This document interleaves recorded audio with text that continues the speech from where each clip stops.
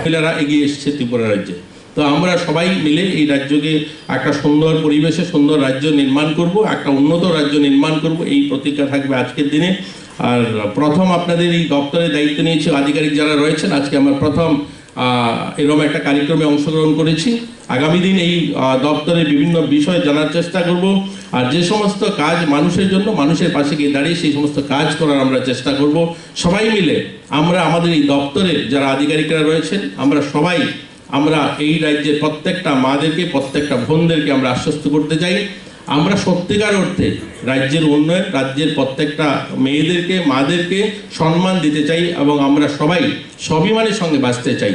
এই প্রতিজ্ঞা করে সেই সবাইকে ধন্যবাদ জানিয়ে শিক্ষা দপ্তরের মাননীয় মন্ত্রী শ্রী টিঙ্কু রায় মহোদয়, সেই সব নারীদের, সফল নারীদের প্রতিনিধি এবারে স্বাগত ভাষণ